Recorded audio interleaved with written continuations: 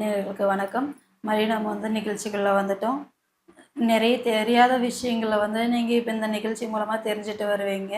உங்களுக்கு டவுட் இருந்தாலும் Facebook, YouTube மூலியமா நீங்க கேட்டு டாக்டர் தெரிஞ்சுக்கலாம். இப்போ அ வெயிட் கெயின் ம். உடம்பு குண்டா ஆயிடுறாங்க சார். இப்போ வெயிட் லாஸ் ஒல்லியா இருக்காங்க.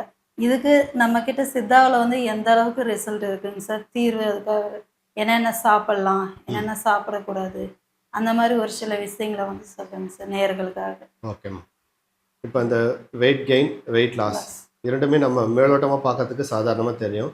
பட் இந்த வெயிட் லாஸ், வெயிட் கெயின்ன்ற ஒரு அம்சத்தினாலேயே நிறைய பேருக்கு திருமணம் தடைப்பட்டு போறதே, ரொம்ப தள்ளி போறதே இன்னைக்கு கண்கூடா என்னுடைய பிராக்டிஸில் நான் பார்த்துருக்கேன். ஆமாங்க. ஸோ அதுக்கான சிறந்த மருந்துகள் நம்ம சித்த மருத்துவத்தில், குறிப்பாக நம்ம ஹாஸ்பிட்டலில் இதுக்கான சிறந்த மருந்துகள், வெயிட் லாஸ் ஆகட்டும், வெயிட் கெயின் ஆகட்டும், இதை நம்ம ஒரு தீர்வுன்றது 100%ஆகவே சொல்லலாம். கண்டிப்பாக இதை ஒரு 3 மாதங்கள் அவங்க எடுத்தாவே இந்த வெயிட் கெயின், அவங்க அதை ரொம்ப அண்டர் வெயிட்டாக இருப்பாங்க. ஒரு 25 வயசு பொண்ணு, அவங்களுடைய வெயிட் பார்த்தீங்கன்னா 30, 35க்குள்ளே தான் இருக்கும் சில பேருக்கு. ஓகே. அதனாலே அவங்களுக்கு திருமணங்கள் தடைப்பட்ட போய் நிறைய பெண்கள் வந்திருக்கிறாங்க நம்ம ஹாஸ்பிட்டலில். அவங்களுக்கு சிறந்த மருந்துகளை கொடுத்து அவங்கள அந்த வெயிட் லாஸ் ஒரு 3 மாதத்திலே அவங்கள கிட்டத்தட்ட 45, 50 கிலோவில் நம்ம கொண்டு நிறுத்தி அதில் அவங்களுக்கு அந்த மகிழ்ச்சிகரமான வாழ்க்கை திரும்ப கிடைக்குது. ஆனால் இது கண்டினியூஸாக எடுத்துக்கணும். ஒரு 15 நாள் எடுத்துகிட்டு எனக்கு இந்த வெயிட் போதும், ஐயோ நிறைய வெயிட் போட்டுருவோமோ அப்படின்ற ஒரு அச்சம் நிறைய பேருக்கு இருக்குது. அந்த மாதிரி இல்லை.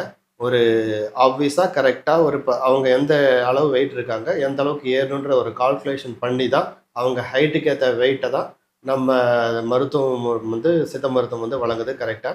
அதுக்கான மருந்துகள் அவங்க எடுத்தாங்கன்னா நிச்சயமாக இது அவங்களுக்கு நல்ல தீர்வாக இருக்கும். அப்போ வெயிட் கெயினுக்கு நம்ம என்னென்ன மருந்தை தவிர என்னென்ன சார் சாப்பிட்லாம் அப்படின்னு நீங்கள் கேட்டீங்க.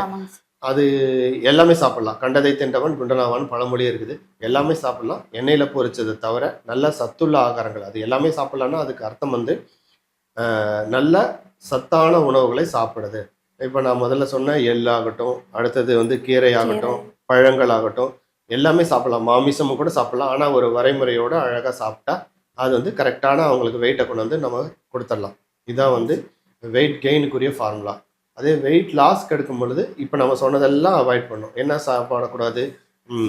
மாம்பழம் சாப்பிடக்கூடாது, ஐஸ்கிரீம் சாப்பிடக்கூடாது, இனிப்பு சாப்பிடக்கூடாது, பேக்கரி உணவுகள் தவிர்க்கணும், நிறைய சாதம், கார்போஹைட்ரேட் இருந்த நிறைய சாதங்களை சாப்பிடக்கூடாது. நான் முன்னாடி சொன்ன மாதிரி சிறுதானியங்கள் ஒரு வகை, பழங்கள் ஒரு வேளை, அடுத்து அரிசி சாதம் ஒரு வேளை. இந்த மாதிரி சாப்பிடும் பொழுது அவங்களுக்கு தேவையான சக்தியும் கிடைக்குது, ஆரோக்கியம் கிடைக்குது, வெயிட்டும் கெயின் ஆகாமல் இருக்கும். ஸோ இது 2த்துக்குமான ட்ரீட்மெண்ட் நம்ம ஹாஸ்பிட்டலில் முழுமையாக இருக்குது. நிறைய உடற்பயிற்சிகள் 2த்துக்குமே இருக்குது.